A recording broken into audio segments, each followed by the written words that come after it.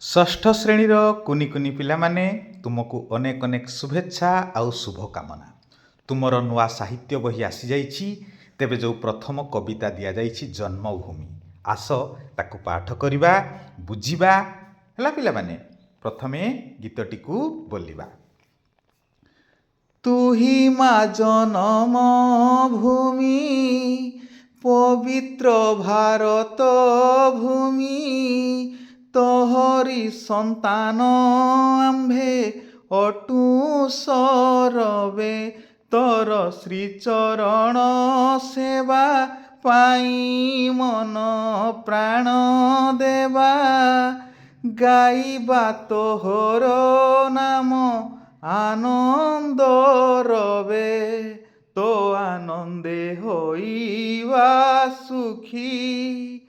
କାନ୍ଦିବା ଦୁଃଖରେ ତୋର ହୋଇଣ ଦୁଃଖୀ। ପିଲାମାନେ, କେଡ଼େ ସୁନ୍ଦର ଭାବଭରା ଭକ୍ତିଭରା ଗୀତଟିଏ। ତୁହି ମା ଜନମ ଭୂମି। ପିଲାମାନେ, ଯିଏ ଆମକୁ ଜନ୍ମ ଦେଇଛି ସେ ମଧ୍ୟ ଜନନୀ, ଆଉ ଏ ଜନ୍ମଭୂମି ମାଟି ବି ହେଉଛି ଆମର ଜନନୀ ବା ମାଟି। ତୁହି ମା ଜନ୍ମଭୂମି, ହେ ମୋର ଜନ୍ମଭୂମି, ତୁ ହେଉଛୁ ମୋ ମା ସମାନ। ପବିତ୍ର ଭାରତ ଭୂମି, ତାହେଲେ କିଏ ଆମର ଜନ୍ମଭୂମି? ନା ଏ ପବିତ୍ର ଭାରତ ଭୂମି ହେଉଛି ଆମର ଜନ୍ମଭୂମି, ଯାହାର କୋଳରେ ଆମେ ଜନ୍ମ ନେଇଛୁ। ତମେ ପୂର୍ବ ଶ୍ରେଣୀମାନଙ୍କରେ ପଢ଼ିଛ, ହଁ କି ନାହିଁ? ଜନନୀ ଜଠରୁ ପହିଲେ ପଡ଼ିଲି, ଯେଉଁ ଦେଶ ମାଟି ଛୁଇଁ, ସେଇ ମୋ ପ୍ରିୟ ଜନ୍ମ ଭୂଇଁ। ଅର୍ଥାତ୍ ଆମେ ମାର ଗର୍ଭରୁ ଜନ୍ମ ହେଲା ବେଳେ ପ୍ରଥମେ ଯେଉଁ ମାଟିକୁ ଛୁଇଁଲେ ସେଇଟା ହେଉଛି ଆମର ଜନ୍ମଭୂମି। ତାହେଲେ କ'ଣ ପିଲାମାନେ, ଏ ଭାରତ ଭୂମି ହେଉଛି ଆମର ଜନ୍ମଭୂମି। ତୋହରି ସନ୍ତାନ ଆମ୍ଭେ ଅଟୁ ସରବେ। ସରବେ କହିଲେ ସମସ୍ତେ, ସନ୍ତାନ କହିଲେ କ'ଣ? ପିଲା, ନାଇଁ କି? ପୁଅ ଝିଅ। ତାହେଲେ ଆମେ ସମସ୍ତେ ତୁମର ସନ୍ତାନ ଅଟୁ। ତୋର ଶ୍ରୀ ଚରଣେ ସେବା ପାଇଁ ମନ ପ୍ରାଣ ଦେବା।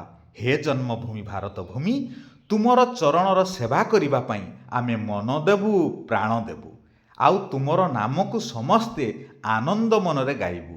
ଗାଇବା ତୋହର ନାମ ଆନନ୍ଦ ରବେ। ସମସ୍ତେ ଆନନ୍ଦର ସ୍ୱରରେ ତୁମରି ନାମକୁ ଆମେ ଗାଇବୁ। ତୋ ଆନନ୍ଦେ ହୋଇବା ସୁଖୀ। ତାହେଲେ କାହା ଆନନ୍ଦରେ ଆମେ ସୁଖୀ ହୋଇବା? ନା ଏହି ଜନ୍ମଭୂମିର ଆନନ୍ଦରେ ଆମେ ସୁଖୀ ହୋଇବା। ଜନ୍ମଭୂମିକୁ କେମିତି ଆମେ ଆନନ୍ଦ ଦେଇପାରିବା? ଜନ୍ମଭୂମିର ଆନନ୍ଦ ମାନେ କ'ଣ ପିଲାମାନେ? ନା ଜନ୍ମଭୂମି ଯାହାକୁ ନେଇ ଗଠିତ, ଜନ୍ମଭୂମିର ପରିବେଶକୁ ସବୁବେଳେ ସୁନ୍ଦର କରି ରଖିବା। ଜନ୍ମଭୂମିରେ ଜାତ ହୋଇଥିବା ଜୀବ ଜନ୍ତୁ ମଣିଷ ପଶୁପକ୍ଷୀ ସମସ୍ତଙ୍କୁ ଆଦର କରିବା, ସମସ୍ତଙ୍କୁ ସ୍ନେହ ମମତା ଦେବା, ସମସ୍ତଙ୍କୁ ସୁରକ୍ଷା ଦେବା। ତେବେ ଯାଇକି ଏ ଜନ୍ମଭୂମି ଆନନ୍ଦ ପାଇପାରିବ। ତାହେଲେ କ'ଣ କରିବା ଆମେ? ନା ଜନ୍ମଭୂମିର ଆନନ୍ଦରେ ଆମେ ସୁଖୀ ହେବା। ଆଉ ଆମେ କେତେବେଳେ କାନ୍ଦିବା? ନା ଜନ୍ମଭୂମିର ଦୁଃଖରେ ଦୁଃଖୀ ହୋଇ ସମସ୍ତେ କାନ୍ଦିବା। ଧନ୍ୟ ମହିମା ତୋହର, ନାହିଁ ତାର ପଟାନ୍ତର। ମସ୍ତକରେ ହିମାଳୟ ପର୍ବତ ବର, ଦୁଇ ପାରୁ ସେ ଜଳଧି ବ୍ରହ୍ମପୁତ୍ର ସିନ୍ଧୁ ନଦୀ। ଚରଣରେ ବିରାଜିତ ମହାସାଗର। ତାହେଲେ ହେ ଜନ୍ମଭୂମି, ତୁମର ମହିମା, ଧନ୍ୟ ତୁମର ମହିମା, ଧନ୍ୟ ତୁମର କରୁଣା। ତାର ପଟାନ୍ତର ନାହିଁ, ତାକୁ ବର୍ଣ୍ଣନା କରିହେବ ନାହିଁ, ତାକୁ ଏତେ ସହଜ ଭାଷାରେ କହିହେବ ନାହିଁ। ମସ୍ତକରେ ହିମାଳୟ ପର୍ବତ ବର। ମସ୍ତକ କହିଲେ ମୁଣ୍ଡ, ତୁମର ମଥାରେ କହିଲେ ତୁମର ମୁଣ୍ଡରେ, ତୁମ ଶିରରେ ହିମାଳୟ ପର୍ବତ ଶୋଭା ପାଉଛି। ବର କହିଲେ ଶ୍ରେଷ୍ଠ, ଯିଏ ପର୍ବତ ମଧ୍ୟରେ ଶ୍ରେଷ୍ଠ ସିଏ ହେଉଛି ହିମାଳୟ। ଦୁଇ ପାରୁ ସେ ଜଳଧି, ଜଳଧି କହିଲେ ସମୁଦ୍ର ବା ସାଗର। କିଏ? ନା ବ୍ରହ୍ମପୁତ୍ର ସିନ୍ଧୁ ନଦୀ। ବିରାଟ ବିରାଟ ଜଳଧି, ଦୁଇଟି ବଡ଼ ବଡ଼ ନଦୀ, ସାଗର ଭଳି ବଡ଼ ବଡ଼ ନଦୀ ବ୍ରହ୍ମପୁତ୍ର ଆଉ ସିନ୍ଧୁ ନଦୀ ଦୁଇ ପାର୍ଶ୍ୱରେ ରହିଛନ୍ତି। ଆଉ ଚରଣରେ ବିରାଜିତ ମହାସାଗର। ଭାରତ ମାଆର ଦକ୍ଷିଣରେ କିଏ ଅଛି? ଭାରତ ମହାସାଗର ଅଛି। ସତେ ଯେମିତି ଚରଣକୁ ସିଏ ଧୋଉଛି, ଅର୍ଥାତ୍ ଭାରତ ମାଆର ପାଦ ଦୁଇଟିକୁ ଧୋଇ ଦେଉଛି। ବିନ୍ଧ୍ୟଗିରି ବରକଟିରେ, ଗଙ୍ଗା ଆଦି କେତେ ନଦୀ ଶୋଭେ ଶରୀରେ। ସତେ ଯେମିତି ଭାରତ ମାଆର ଅଣ୍ଟା ଦେଇକି କୋଟି ଦେଶରେ ଗିରିବର, ବିନ୍ଧ୍ୟ ଗିରିବର ରହିଛି। ବିନ୍ଧ୍ୟଗିରି ଶ୍ରେଷ୍ଠଗିରି। ଏବଂ ଭାରତ ମାଆର ଦେହରେ ଗଙ୍ଗା ଆଦି କେତେ ନଦୀ ଶୋଭା ପାଉଛନ୍ତି। ହଁ କି ନାହିଁ ପିଲାମାନେ? ଜନମିଲେ ତ କଳରେ କେତେ ସୁର ବୀର ନରେ ରାମଚନ୍ଦ୍ର ଭୀଷ୍ମ ଦ୍ରୋଣ କର୍ଣ୍ଣ ଅର୍ଜୁନ ମହାକବି ବେଦ ବ୍ୟାସ ବାଲ୍ମୀକି କାଳିଦାସ ଗାଇଲେ ପବିତ୍ର କଣ୍ଠେ ତୋହରି ଗୁଣ। ତାହେଲେ ପିଲାମାନେ ଏଇ ଭାରତ ଭୂମି ଆମର ଜନ୍ମଭୂମିରେ କେଉଁମାନେ ଜନ୍ମ ହୋଇଥିଲେ ନା କେତେ କେତେ ସୁର କହିଲେ ଦେବତା ଆଉ ବୀର କହିଲେ ତ ତମେ ଜାଣିଛ। ତାହେଲେ କେଡ଼େ କେଡ଼େ ଦେବତା ବୀରମାନେ ସବୁ ଏ ମାଟିରେ ଜନ୍ମଗ୍ରହଣ କରିଥିଲେ। ସେମାନେ ହେଉଛନ୍ତି ମର୍ଯ୍ୟାଦା ପୁରୁଷୋତ୍ତମ ଅଯୋଧ୍ୟା ନରେଶ ରାମଚନ୍ଦ୍ର, ଭୀଷ୍ମ, ଦ୍ରୋଣ, କର୍ଣ୍ଣ, ଅର୍ଜୁନ। ଏମାନେ କେଡ଼େ କେଡ଼େ ବୀର ଥିଲେ, ହଁ କି ନାହିଁ ପିଲାମାନେ? ଏମାନେ ମଧ୍ୟ ଆମ ଜନ୍ମଭୂମିରେ ଜନ୍ମଗ୍ରହଣ କରିଥିଲେ। ତାହେଲେ କେତେ ଭାଗ୍ୟବାନ ଆମେ। ଏ ଆମର ଭାରତ ଭୂମି, ଆମର ଜନ୍ମଭୂମି ଦେବତାମାନଙ୍କୁ କେଡ଼େ କେଡ଼େ ବୀରମାନଙ୍କୁ ତା କୋଳରେ ଜନ୍ମ ଦେଇଛନ୍ତି ବା ଅତୀତରେ ଜନ୍ମ ଦେଇଥିଲେ। ମହାକବି ବେଦ ବ୍ୟାସ ବାଲ୍ମୀକି କାଳିଦାସ ଗାଇଲେ ପବିତ୍ର କଣ୍ଠେ ତୋହରି ଗୁଣ। ତାହେଲେ ମହାକବି, କବି ମଧ୍ୟରେ ଯିଏ ଶ୍ରେଷ୍ଠ ବା ବଡ଼ ବେଦବ୍ୟାସ, ଯିଏକି ସଂସ୍କୃତରେ ମହାଭାରତ ରଚନା କରିଛନ୍ତି, ବାଲ୍ମୀକି ରାମାୟଣ ରଚନା କରିଛନ୍ତି, କାଳିଦାସ କ'ଣ ରଚନା କରିଛନ୍ତି? ରଘୁବଂଶମ୍, ଅଭିଜ୍ଞାନ ଶକୁନ୍ତଳମ୍ ଆଦି ରଚନା କରିଛନ୍ତି। ତାଙ୍କ କଣ୍ଠରେ ତୋହରି ଗୁଣ ସବୁ ଗାଇଲେ, ନେଇକି। ତାହେଲେ ହେ ଭାରତ ମାତା, ତୁମର ଗୁଣଗାନ କେଉଁମାନେ କଲେ? ତୁମେ ଯେଉଁ କବି, ବଡ଼ ବଡ଼ କବିମାନଙ୍କୁ ଜନ୍ମ ଦେଇଥିଲ। ଚୈତନ୍ୟାଦି ମହାତ୍ମା ଜନେ ପ୍ରଚାରିଲେ ବିଭୁ ନାମ ଆନନ୍ଦ ମନେ।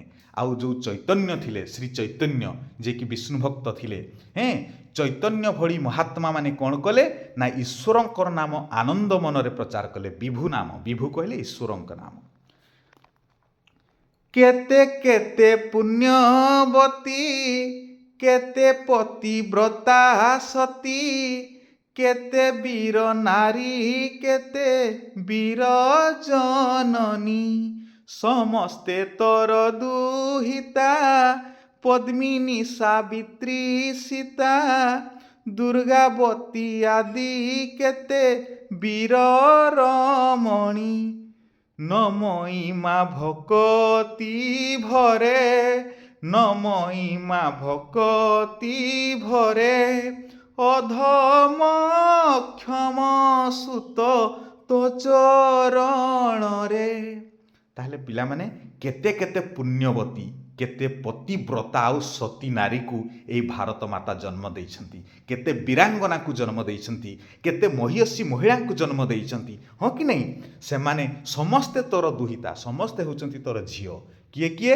ନା ପଦ୍ମିନୀ, ସାବିତ୍ରୀ, ସୀତା, ଦୁର୍ଗାବତୀ ଇତ୍ୟାଦି ବୀର ରମଣୀ, ନାଇଁ କି ପିଲାମାନେ? ତମେ ଶୁଣିଛ ଏମାନଙ୍କର ନାଁ, ଇତିହାସରେ ତମେ ପଢ଼ିଛ।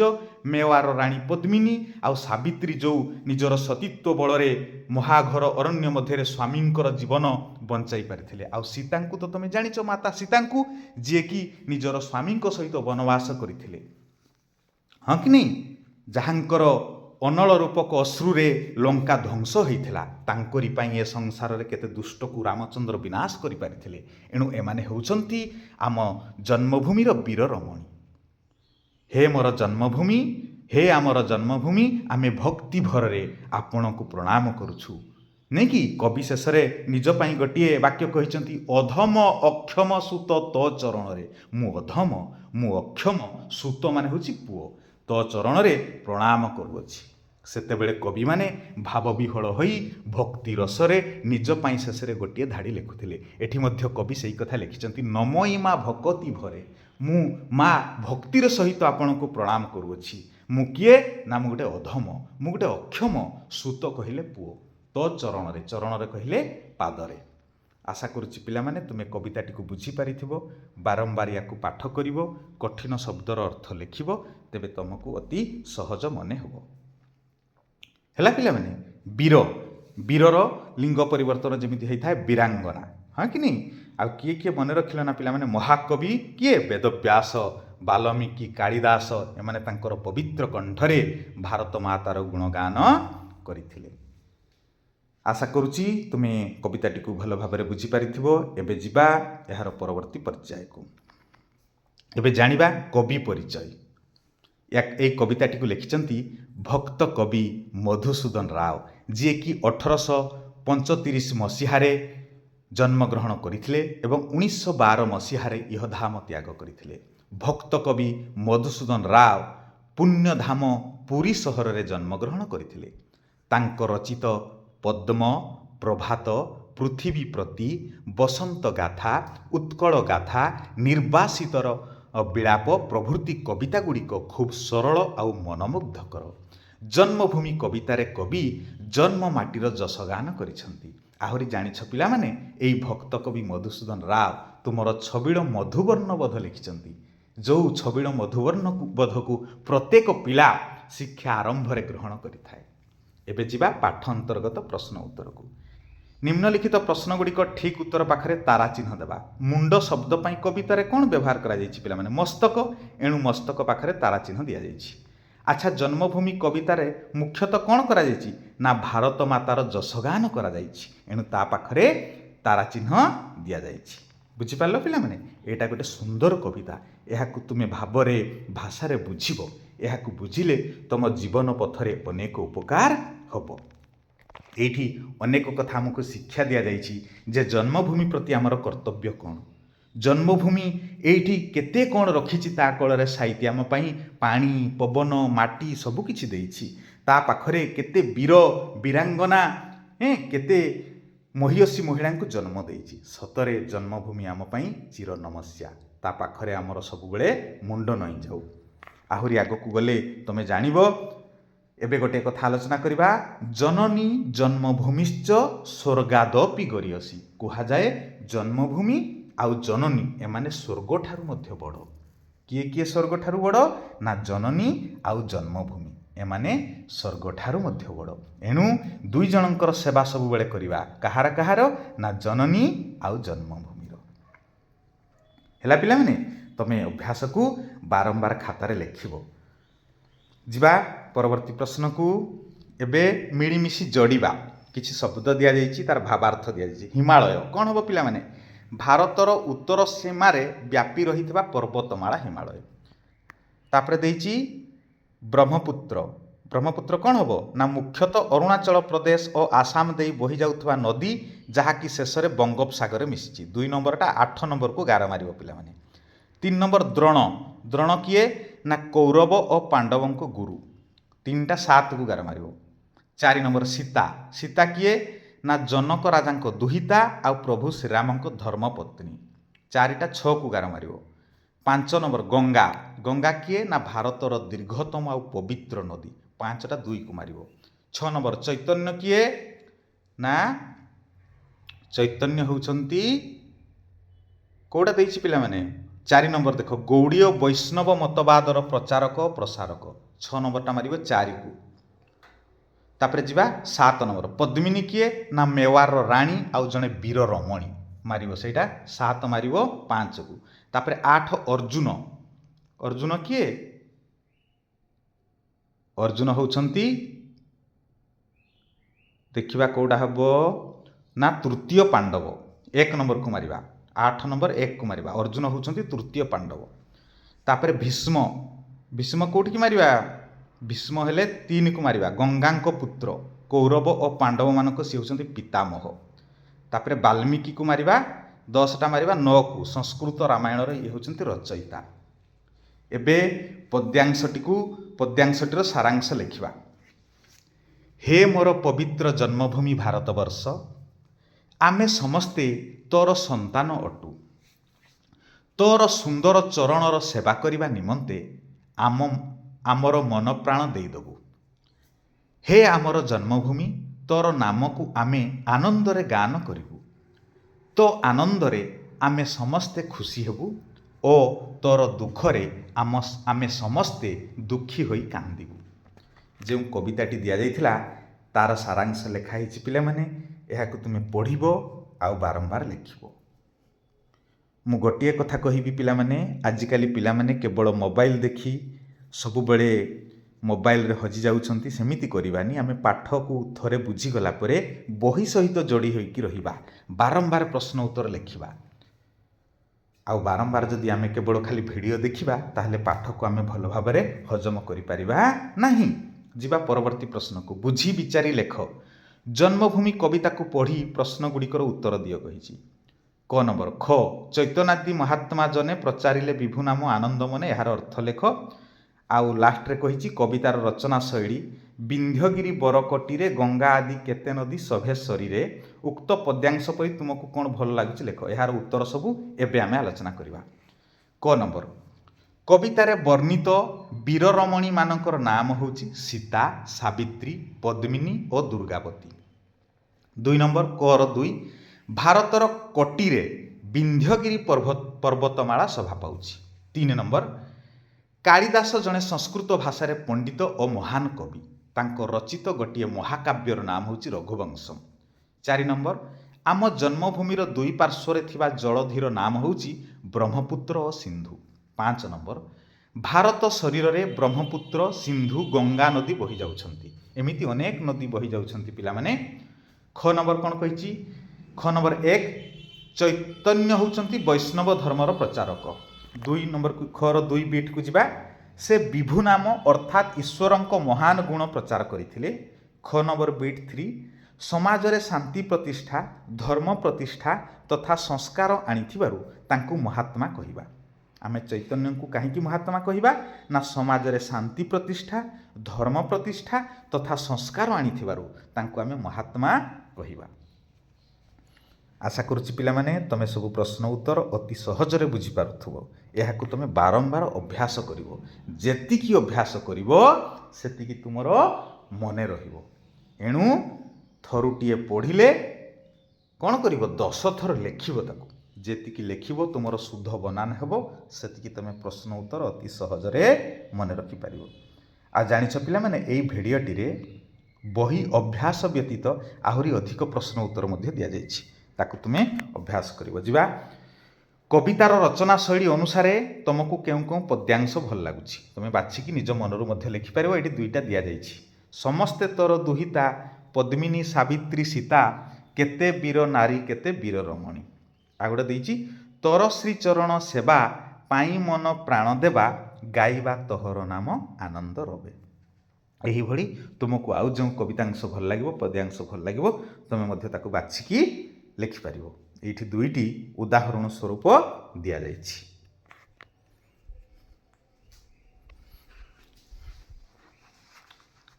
हाँ पिला माने जदि भिडियोटी मन पसंद रही थाए लाइक टी निश्चित करिवो। आउ तुम सांगसाथी मानकु एटा शेयर करदेव। कहीं ना विद्या एक एमिति धन ताकू बांटिले कमे नाही ओलटा बढ़ी जाए। जिबा परवर्ती प्रश्न को मेल कर देइछि। 1 नंबर जनमिले तकलरे केते सुर वीरनरे। तार अर्थ कौन ना 2 को गार मारिबा। भारत मातार कलरे अनेक सुर, वीर और महामानव जन्म नैछंती।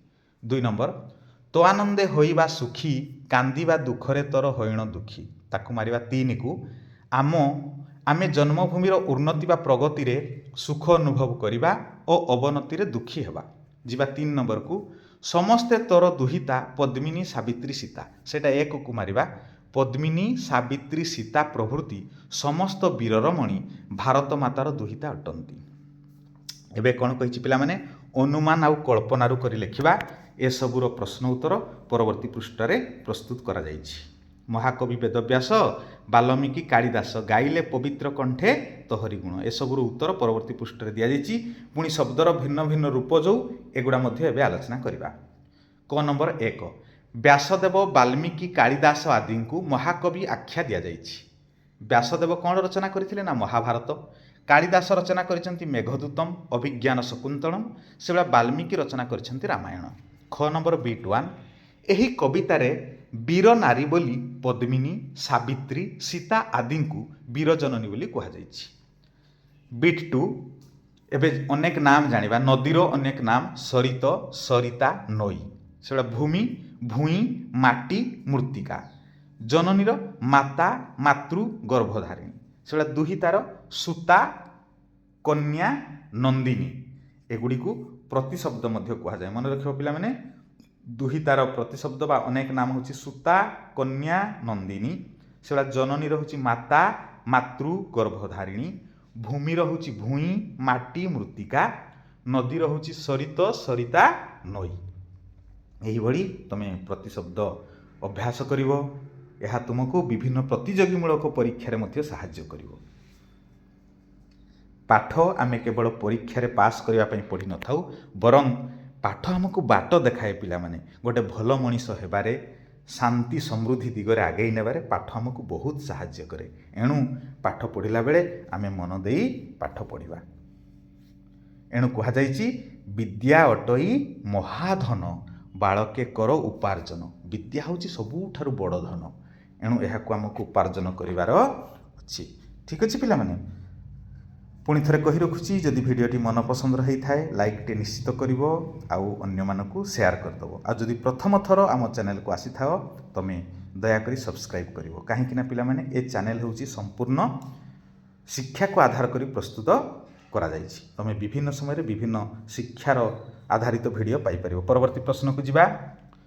ଯେମିତି କବିତାରେ ବ୍ୟବହୃତ ଗିରିବର ଶବ୍ଦର ବର ଅର୍ଥ ଶ୍ରେଷ୍ଠ, ଏହି ଅର୍ଥକୁ ଦୃଷ୍ଟିରେ ରଖି କିଛି ଶବ୍ଦ ଲେଖିବା। ଯେମିତି କବିବର, କବିମାନଙ୍କ ମଧ୍ୟରେ ଶ୍ରେଷ୍ଠ, ମୁନିବର, ଯତିବର, ଇନ୍ଦିବର, ସରୋବର, ବୀରବର ଇତ୍ୟାଦି।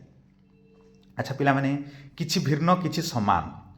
ଯେମିତି ସେ ଗାଇଲେ ପବିତ୍ର କଣ୍ଠେ ତୋହରି ଗୁଣ, ଯେତେ ଯହିଁ ଥିଲେ ମିଳି ମାନବ ଗଣ। ଆଚ୍ଛା, ଗଣ ଆଉ ଗୁଣ ସାମାନ୍ୟ ମାତ୍ରାର ଭିନ୍ନତା ଅଛି, କିନ୍ତୁ ଅର୍ଥ ଅଲଗା। ଠିକ୍ ସେମିତି କିଛି ଶବ୍ଦ ଲେଖିବା।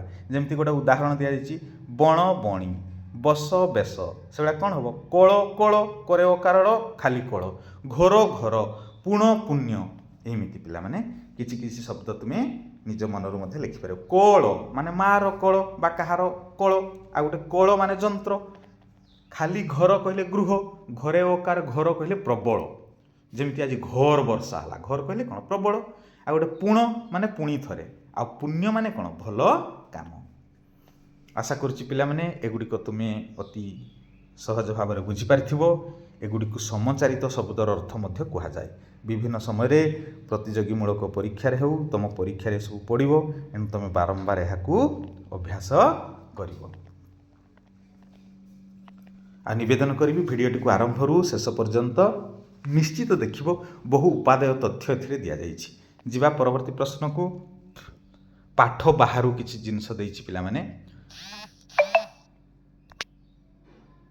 ଜନ୍ମଭୂମି କବିତାରେ ପୁଣ୍ୟଭୂମି ଭାରତର ପ୍ରଶଂସା ଅତି ସୁନ୍ଦର ଭାବରେ ବର୍ଣ୍ଣନା କରାଯାଇଛି। ତୁମେ ଭାରତର କେଉଁ ରାଜ୍ୟରେ ବାସ କରୁଛ, ତାର ଗ୍ରାମ ସହର ନାମ ଲେଖ, ସେହି ସ୍ଥାନ ତୁମକୁ କିପରି ଲାଗୁଛି ବର୍ଣ୍ଣନା କର। ଆଚ୍ଛା, ପରବର୍ତ୍ତୀ ପୃଷ୍ଠାରେ ଏହାର ଉତ୍ତର ଦିଆଯାଇଛି। ଠିକ୍ ସେମିତି କବିତାରେ ଯେମିତି ନଦୀର ନାମ ଦିଆଯାଇଛି, ଆମକୁ ଏଇଠି ସାରଣୀ ଭିତରେ କିଛି ଶବ୍ଦକୁ ଯୋଡ଼ି ଆମେ କିଛି ନଦୀ ବାହାର କରିବା। ଯେମିତି ପ୍ରଥମେ କ'ଣ ଦେଖ, ମହାନଦୀ, ତାପରେ ବୈତରଣୀ, ସବୁଠୁ ତଳରେ ଦେଖ ବୁଢ଼ା ବଳଙ୍ଗ, ତାପ୍ତି, ଗଙ୍ଗା, କାବେରୀ, କୃଷ୍ଣା, ନର୍ମଦା। ଦେଖ ପିଲାମାନେ, ଏଇ ସାରଣୀରେ ଦିଆଯାଇଥିବା ନାମରୁ ଆମେ ନଦୀର ନାମ ପ୍ରସ୍ତୁତ କଲେ। ଏଗୁଡ଼ିକ ହେଉଛି ଆମ ଭାରତର ସବୁଗୁଡ଼ିକ ନଦୀ।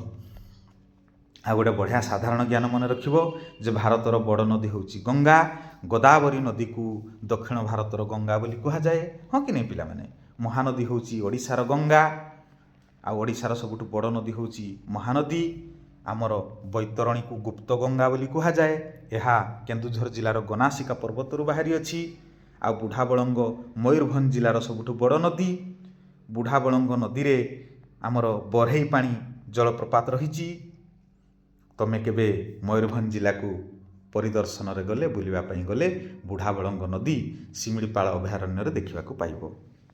ଏବେ ସେଇ କଥାଟି ଆଲୋଚନା କରିବା ଯେଉଁ ପ୍ରଥମ ପ୍ରଶ୍ନ ଥିଲା ଯେ ମୁଁ ଭାରତର ଓଡ଼ିଶା ରାଜ୍ୟରେ ବାସ କରୁଅଛି। ତୁମେ ନିଜର ଗାଁ ନାମ ଏଠାରେ ଉଲ୍ଲେଖ କରିବ। ଓଡ଼ିଶାର ପ୍ରାକୃତିକ ପରିବେଶ ଯଥା ନଦୀ, ନାଳ, ବଣ, ପାହାଡ଼ ଆଦି ଖୁବ୍ ସୁନ୍ଦର ଓ ଆକର୍ଷଣୀୟ। ଆମର ଦେଓମାଳି, ଦାରିଙ୍ଗିବାଡ଼ି, ଶିମିଳିପାଳ ଆଦି ବହୁ ସୁନ୍ଦର, ସବୁଜିମା ଓ ପର୍ଯ୍ୟଟନସ୍ଥଳୀ ଅଟେ। ଓଡ଼ିଶାର ମହାନଦୀ, ବୈତରଣୀ, ସାଳନ୍ଦୀ ଆଦି ଖରସ୍ରୋତା ନଦୀର ଜଳ ଓଡ଼ିଶାର ଗଳାରେ ହୀରାର ହାର ଭଳି ଶୋଭା ପାଉଛି। ଓଡ଼ିଶାର ଖାଦ୍ୟ ମଧ୍ୟରେ ମହାପ୍ରସାଦ, ଟଙ୍କ ତୋରାଣୀ, ଖଜା ମୋର ବହୁତ ପ୍ରିୟ। ଏଠାକାର ଜଳବାୟୁ ଅତ୍ୟନ୍ତ ଗରମ କି ଶୀତଳ ନୁହେଁ। ଅତ୍ୟନ୍ତ ଶୀତଳ ନୁହେଁ କି ଅତ୍ୟନ୍ତ ଗରମ ନୁହେଁ। ଓଡ଼ିଶାର ଜଗନ୍ନାଥ, ଲିଙ୍ଗରାଜ, ହରିଶଙ୍କର ଆଦି ମନ୍ଦିରର କାରୁକାର୍ଯ୍ୟ ବେଶ୍ ଆକର୍ଷଣୀୟ। ଓଡ଼ିଶାରେ ସାଧାରଣତଃ ଧାନ, ଗହମ, ମକା, ଚିନାବାଦାମ ଆଦି ଚାଷ ହେଉଅଛି। ଆମ ଓଡ଼ିଶାର ଧୋତି, କୁର୍ତ୍ତା, ସମ୍ବଲପୁରୀ ଶାଢ଼ୀ, ବ୍ରହ୍ମପୁର ପାଟ ମୋର ଅତି ପ୍ରିୟ। ଏହିଭଳି ତୁମେ ନିଜ ଅଞ୍ଚଳର କଥା ଲେଖିପାରିବ ପିଲାମାନେ। ଆଶା କରୁଛି ତୁମେ ଏଥିରୁ ଅନେକ ତଥ୍ୟ ବୁଝିପାରିଥିବ। ଯିବା ପରବର୍ତ୍ତୀ ପର୍ଯ୍ୟାୟକୁ। ଏଇଠି ପିଲାମାନେ ବନ୍ଦେ ମାତରମର ଭାବାର୍ଥ ଦେଇଛି। ବନ୍ଦେ ମାତରମ କହିଲେ ହେ ମାତା ମୁଁ ତୁମକୁ ପ୍ରଣାମ କରୁଛି। ସୁଜଳାମ ସୁଫଳାମ ଏହାର ଅର୍ଥ ତୁମେ ନିଜେ ପଢ଼ିବ ପିଲାମାନେ, ଦଳଗତ ଆଲୋଚନା କରିବ। ଆଉ ଖୋଜ ଓ ପଢ଼। ଦେଖ ବିଭିନ୍ନ କବିତାର ନାମ ଦିଆଯାଇଛି, କବିଙ୍କର ନାମ ଦିଆଯାଇଛି, ଏଗୁଡ଼ିକ ତୁମେ ପାଠ କରିବ।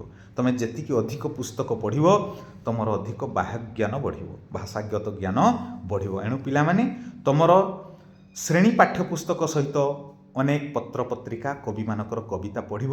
ଯେମିତି ଦିଆଯାଇଛି ପଣ୍ଡିତ ଗୋଦାବରୀଶ ମିଶ୍ରଙ୍କର ତୁଙ୍ଗ ଶିଖରୀ ଚୂଳ, କୃଷ୍ଣଚନ୍ଦ୍ର ତ୍ରିପାଠୀଙ୍କର ଦିଆଯାଇଛି ଜୟ ରାଜଗୁରୁଙ୍କ ଉତ୍ସାହବାଣୀ, ଏହିସବୁ ପାଠ କରିବ।